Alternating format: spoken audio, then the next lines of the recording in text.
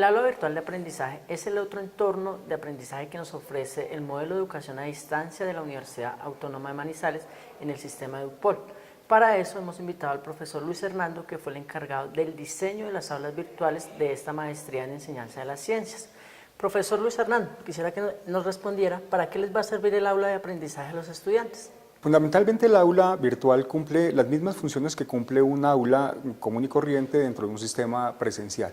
Es el sitio donde nos encontramos con los compañeros, con el docente, es el sitio donde encontramos la cartelera o el tablón de anuncios que nos permite mantener al día sobre las actividades que hay que realizar. Es el lugar donde se encuentran las actividades o la descripción de las actividades y también los recursos que debemos utilizar para llevar a cabo esas actividades de aprendizaje. En algunos casos, el aula virtual también es el escenario en el cual podemos compartir extra clase con los estudiantes, los maestros y otras personas que son invitadas a esa aula. Bueno, como se dieron cuenta, el profesor Luis Hernando pues nos dio como unos tips del aula virtual. ¿En qué sentido? Que vamos a encontrar unos espacios de comunicación, unos espacios de interacción, digamos unos espacios donde vamos a encontrar todos esos recursos para poder trabajar el desarrollo del curso correctamente. Es importante que ustedes recuerden que este entorno de aprendizaje no simplemente es el aula virtual, tenemos otros tres, que es el módulo escrito y la teleclase, que están interrelacionados. Pero sigamos con el aula virtual. La siguiente pregunta para el profesor Luis Hernando es ¿cómo podemos interaccionar con nuestros compañeros? ¿Qué herramientas del aula de Moodle nos ofrece para hacer esa interacción con nuestros compañeros y con los docentes o tutores que tenemos a cargo?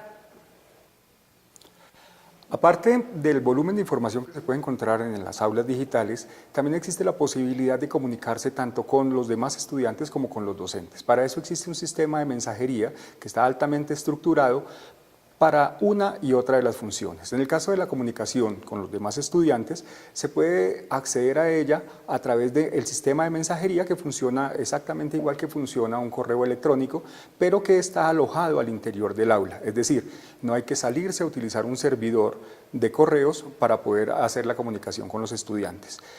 Tiene la ventaja adicional de que esta información que se está enviando entre un estudiante y el otro tiene un sistema de alertas para ambos estudiantes que les permite saber en qué momento se recibe la información y en qué momento se contesta.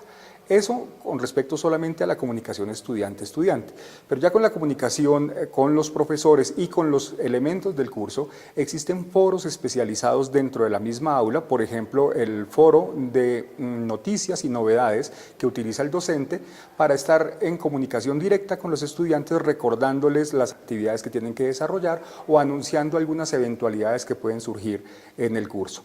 Igualmente, se presentan foros al interior de cada una de las unidades en las cuales los estudiantes interactúan con su profesor e interactúan también con el tutor, que es una de las figuras auxiliares que tiene nuestro sistema.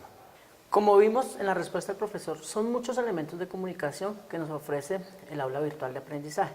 Es importante que nosotros como estudiantes podamos utilizarlo de la mejor manera y constantemente. Y para terminar, quisiéramos que el profesor Luis Hernando nos contestara, nos diera unos tips, unos consejos para manejar el aula virtual de aprendizaje.